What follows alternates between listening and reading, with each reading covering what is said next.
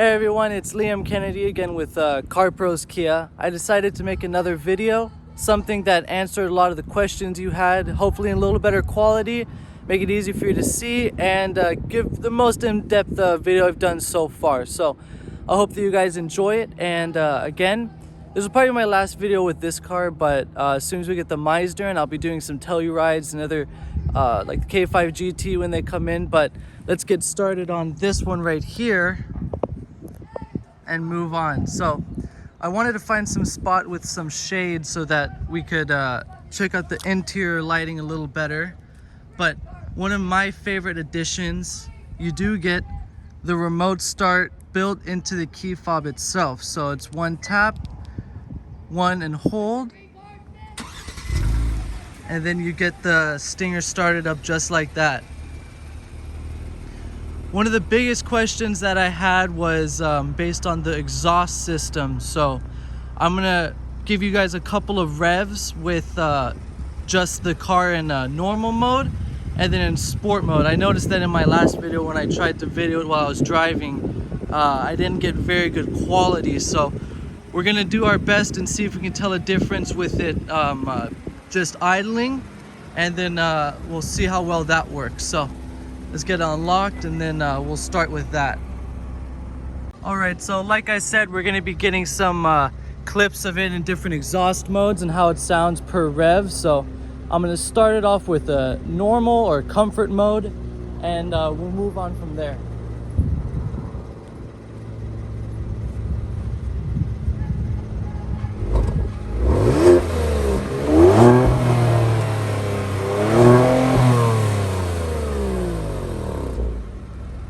So that right there was comfort mode. We're gonna switch it into sport and see how it sounds after that.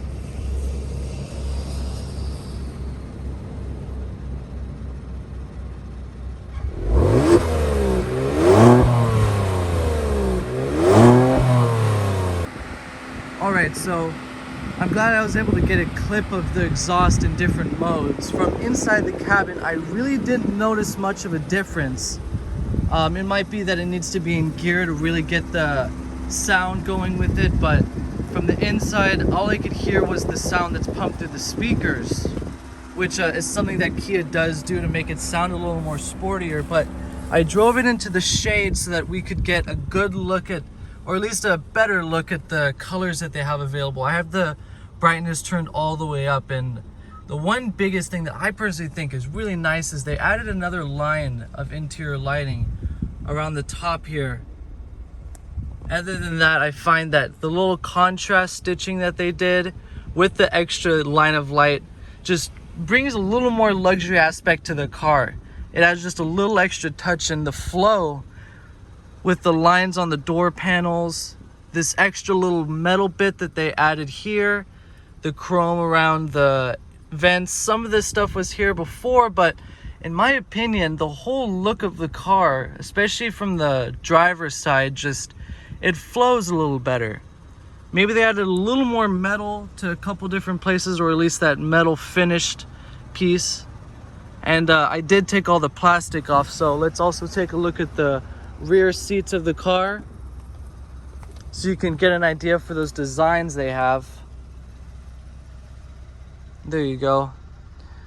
So this isn't the diamond quilt that we've seen in some of the Japanese and other variable places, but you still get the 60/40 folding seats, cup holder, 12 volt and a USB along with your air vents.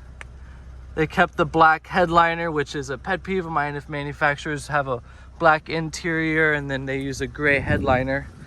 And then I did want to clarify something, because I saw a lot of comments on there not being any spare tire. Underneath of here, and then underneath of here, you do get a donut. So no worries for everyone that hates those little tire mobility kits. You do get one inside of this car. And then hopefully I'll get a little blink of lights with the tail light, or not. But it does look really nice. If you take a look at my first video, it's only 2 minutes. I went into a little detail on the car at nighttime to give you a good view, but I'm gonna try to get a a good pose right here so you can sort of see the view from the cockpit. Other than that, I'm going to take it on a quick little drive and try to demonstrate some of the sounds and features that I see inside the car one more time, and then another quick dive into the infotainment to get an idea of that. Alright, so like I said, I'm going to do another little clip inside the car.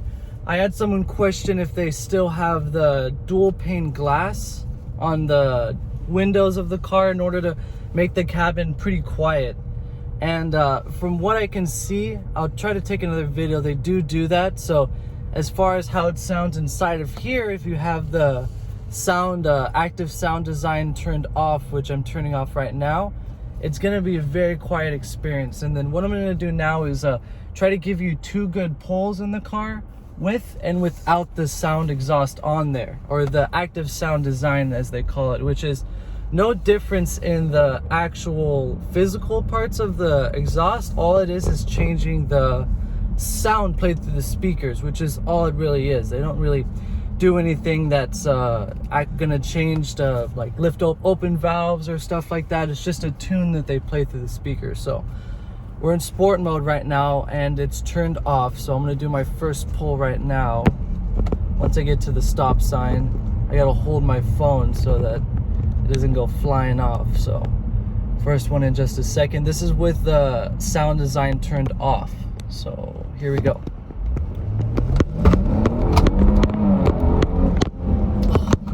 Barely could hold my phone there. So actually, from what I didn't hear much of a difference. Let me turn it on strong now. All right, so like I said, we're gonna get a video with it turned on strong. So here we go.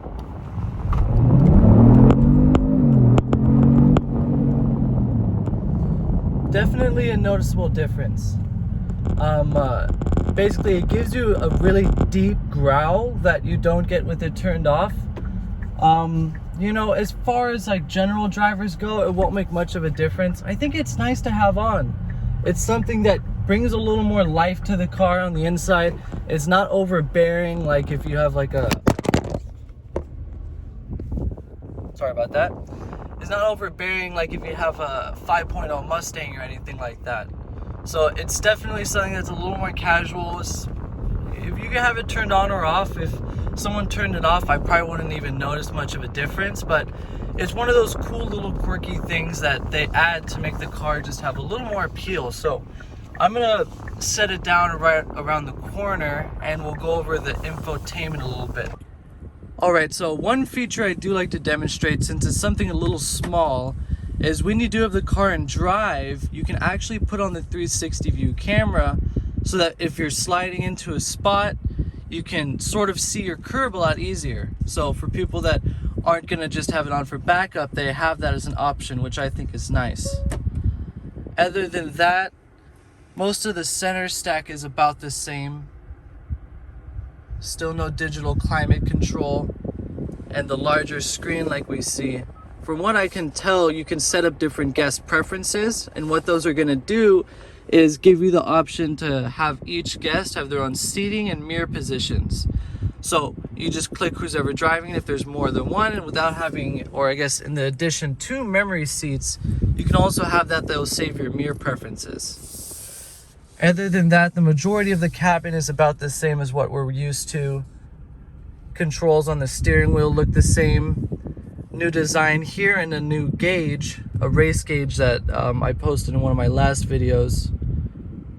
I still think I prefer the typical miles per hour in my center screen, but you do have that race option right there. It looks like they took away, I believe there's another option that showed a different version of the torque and such like that. I don't think that's available anymore. Maybe I'm just not pulling it up correctly. But as far as other infotainment upgrades, what I did notice, I can't show it to you now because I have my phone here, but unlike before, when you have your Bluetooth connected instead of Apple CarPlay or Android Auto, it does show the album art, and it shows it a lot more clear, because most of the time I've always preferred Apple CarPlay over any standard infotainment as far as navigation and now playing go for music and such. But I think they did a very good job with displaying your music through Bluetooth, not Apple CarPlay.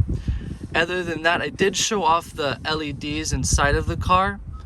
We'll go into the vehicle setup and just see if there's any other additions than there were the last year.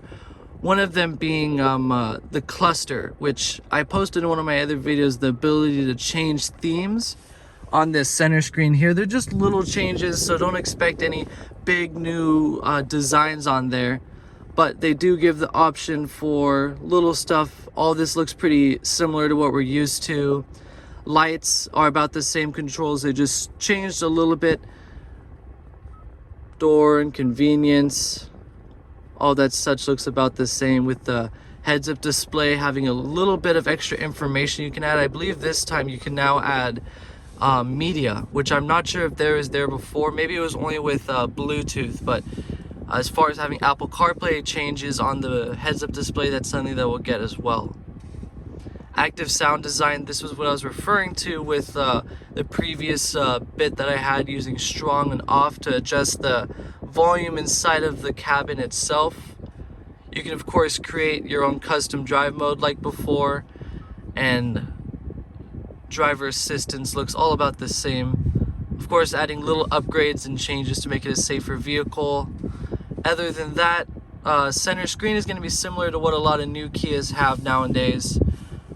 Referring back to the home screen, you get to set up your guest preferences, and then you have this little home screen right here, which gives you quick access to the navigation and just little things on here. As far as changing this to add a photo or something, if you're not the type of person that likes to have regular Bluetooth or you don't use your phone, you just want something simple there, you can set up stuff like just an analog clock or a digital clock to fill up the whole screen, which will give it a very minimalistic look. Other than that, I hope I answered most of the questions that were asked in the comments. Just to give one more look around without the plastic wrap on there. There we go. All right, and then finally, I just wanted to thank everyone who's still watching. For anyone that's curious, I'm planning on making this a more frequent thing. Of course, I can't just be posting stingers every week, but once or twice a week, I'm going to try to take a video of new and exciting Kias that come across my lot. Some to expect would be the K5 GT when it gets here, the 2.5 Stinger, and soon, maybe even around the same time I post this video, I'm going to put one up of the SX Prestige Nightfall fully loaded Telluride. So all of those stuff and a couple other cars when they do get here are going to be posted up. If you have any questions about vehicles, or you're local to Huntington Beach, Orange County area, or even LA County, I'm going to put my phone number in the about part of me and in the comments section of this page. Feel free to give me a call or send me an email. I'd be happy to answer any questions, or if you're looking to buy a car from me, I'd be happy to help you out. See you next time.